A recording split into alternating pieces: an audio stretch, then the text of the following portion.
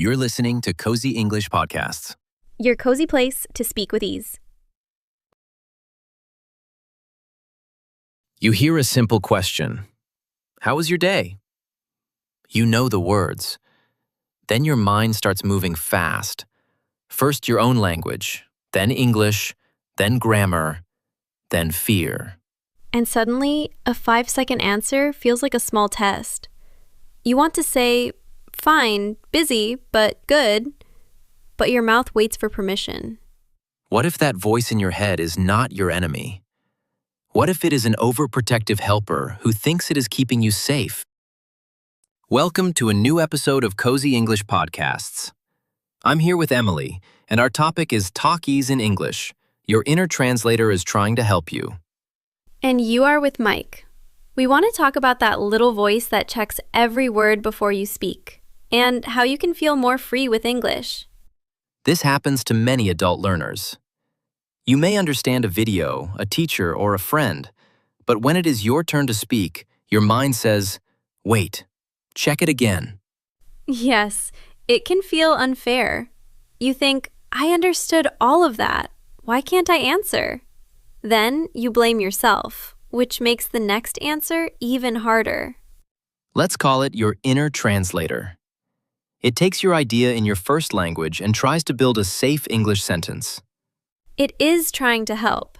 It wants to stop a mistake before anyone can hear it. The problem is, it works too hard when you need a quick, simple answer. I like that idea, but part of me wants to say, come on, translator, please be quiet. I understand, but if you fight it, it may get louder. It is like telling yourself, do not feel nervous. Your body hears the word nervous and starts looking for danger. So we do not need to throw the translator away. We need to show it that a short English answer is safe. Exactly. You can say, thanks, I've got this. Then speak with the English you have now. Let's talk about pressure. Under pressure means when you feel you must do something well, often fast. For example, your coworker waits for your answer in a meeting. Or a cashier asks a question, and there are people behind you in line. You may know the answer, but your brain feels rushed. Adults often translate more under pressure because they care about being clear. They may need English at work, at school, or with their child's teacher. Yes, and they have more life experience. They know they can say a rich, full idea in their own language, so a small English sentence can feel childish to them. That feeling hurts. You are an adult with real thoughts, but your English may only give you, I think it is good. And that sentence is still real English. It is not a small mind. It is one small bridge between your thought and another person. I used to think learners should push themselves to make longer sentences right away. I disagree a little. Longer sentences are useful later, but first you need a sense of safety. If every answer feels like a test, you will avoid speaking. That makes sense. A person who says 3 simple sentences can have a better conversation than a person who stays silent while building one perfect sentence. Yes, better can mean more connection, not more grammar. You say, I'm tired today. Long day at work. Your friend understands and can answer. So, a short answer is not a failed long answer. It can be a good answer for this moment.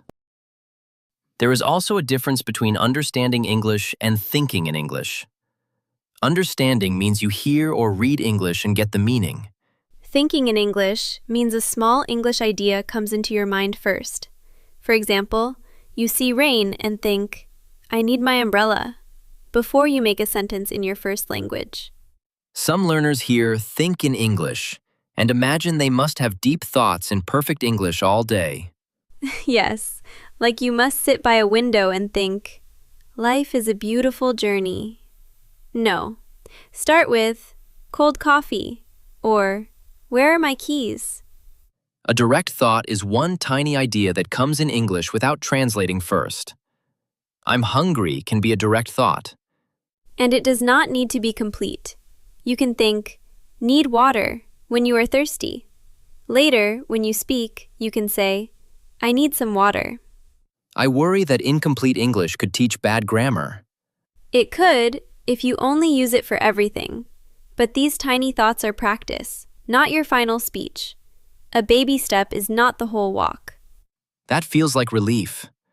Your mind can use short English pieces to get moving. Right.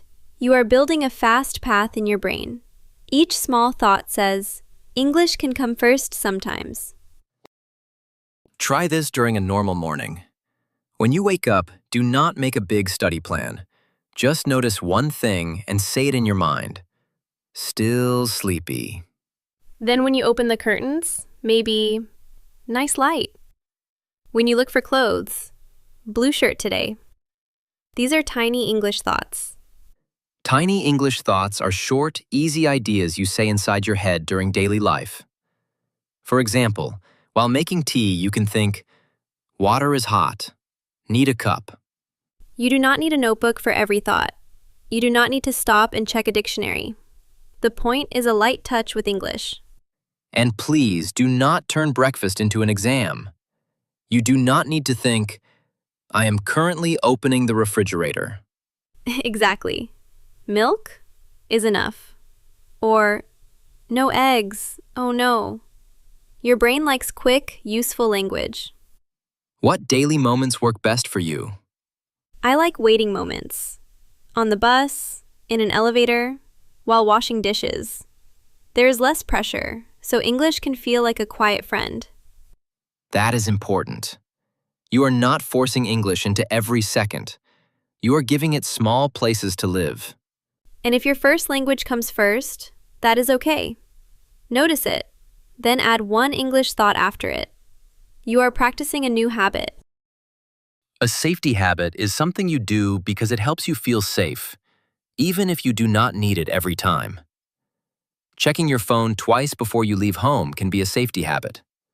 Translating every sentence can be a safety habit too. Your mind says, if I check all the words, nobody will see me make a mistake. But language is alive. In a real talk, you cannot check every word like a paper before you give it to a teacher. And people usually do not need perfection from you. They need enough words to understand your idea and feel your meaning. I know that is true. But when I feel nervous, grammar checking gets very loud. Me too. Anxiety means a strong, worried feeling in your body and mind. Before a phone call, anxiety may make your heart beat fast and make every small grammar question feel huge. So if you think, is it went or did go? Your mind may not be asking for grammar help. It may be asking, am I safe? Yes. Then a long grammar rule may not help first. A slow breath, a pause, and a simple sentence may help more. Let me think. I could say, sorry, I need a moment. Then answer with the words I know. That is a strong move. You are giving yourself time without hiding from the conversation. I want to give listeners permission to use simple English. Permission means saying to yourself, it is okay for me to do this. For example, give yourself permission to say, yesterday, very busy, when your full past tense sentence is not ready yet. Some teachers may hear that and say, but it should be, yesterday was very busy. Of course, the full sentence is good to learn, but in a real moment, yesterday, very busy, still shares your meaning. Then you can hear the better form and use it next time. There is a big difference between giving up and using what you have. Yes, giving up is saying nothing because it is not perfect. Using what you have is saying, I was busy yesterday, or even very busy yesterday, and staying in the talk. That makes speaking feel less dangerous. You can be a learner and a real speaker at the same time. Exactly. You do not need to wait until your English feels complete. Nobody's speech is complete all the time, even in their first language. We stop, change a word, and begin again. Yes, native speakers say, I went there on, Tuesday. They survive. The room does not fall apart. Let's make this practical. Someone asks, "What did you do this weekend?" Your translator may want a long, correct story. First, make one small answer. I stayed home. Then add one piece. I watched a movie. That is already a conversation. A short answer is an answer with only a few easy words. I stayed home is a short answer. It gives the other person something they can ask about. And if they ask, what movie? You can say, a comedy. A comedy is a funny movie. You do not need to tell the whole story at once. I used to think one-word answers were bad. They can feel closed, yes. But one-word thoughts are useful inside your head. Home. Tired. Coffee. They are the first small sparks. Then those thoughts can grow into speech. Home becomes, I stayed home. Coffee becomes, I need coffee. That is a realistic path. Do not ask your brain to jump from silence to a long answer. Start where your brain can win. A small win makes the next small win easier. And after you speak, do not replay every mistake for 10 minutes. Notice one thing you did well. I answered. I stayed in the talk.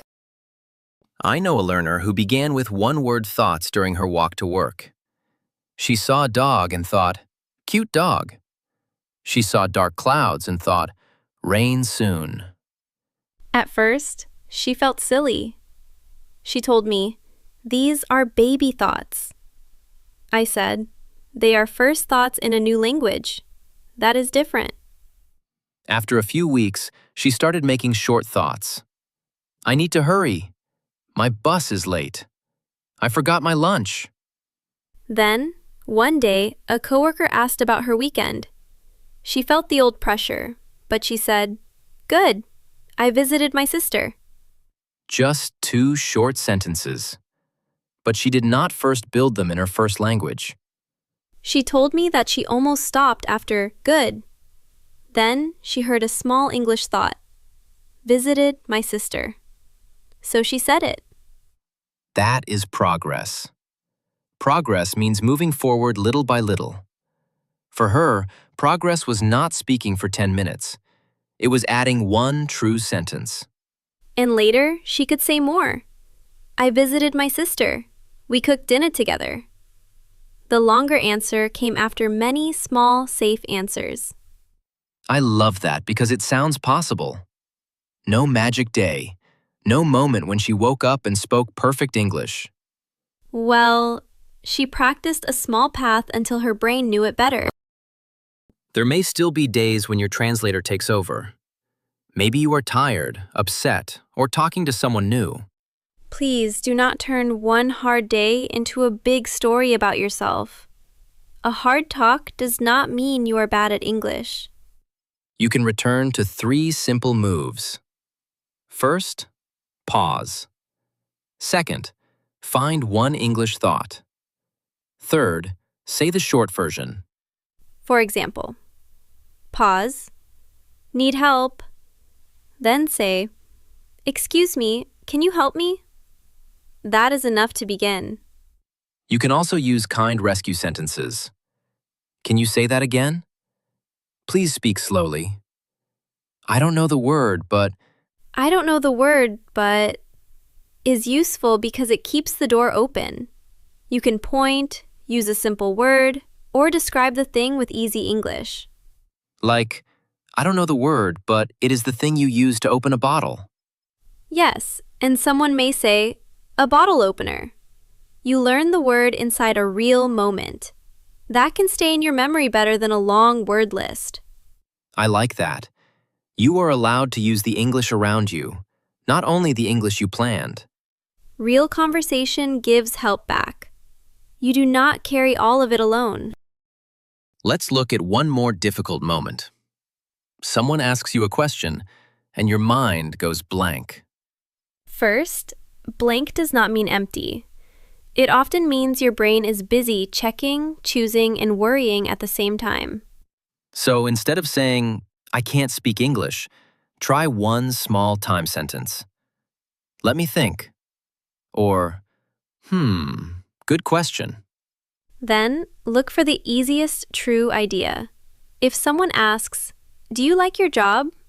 You can start with, yes, mostly. Mostly may be new for some listeners.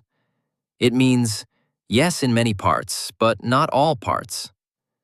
I like my job mostly means I like it, but maybe some days are hard. Good. Then you can add, my team is nice. You do not need a perfect answer about your whole work life. Wait, that is such a useful change. We often think every question needs a full answer. Yes, but a conversation is many small turns. You can give one piece, listen, and give another piece later. That takes pressure off the first sentence. And it gives your inner translator less work. It only needs to help with one small piece at a time. I want to come back to the question from the start. You hear, how was your day? Your mind begins checking every word. You can thank that careful part of you, take one breath, and say, busy, but good. You have started the conversation. Your clear takeaway is this. Do not wait for perfect English thoughts. Practice tiny English thoughts, then let them grow into short spoken answers. Your inner translator has tried to protect you. Now you can show it that simple English is safe enough for today. Thank you for listening to us. We hope your next small English thought comes with a little less fear. Take care, be kind to yourself, and see you next time.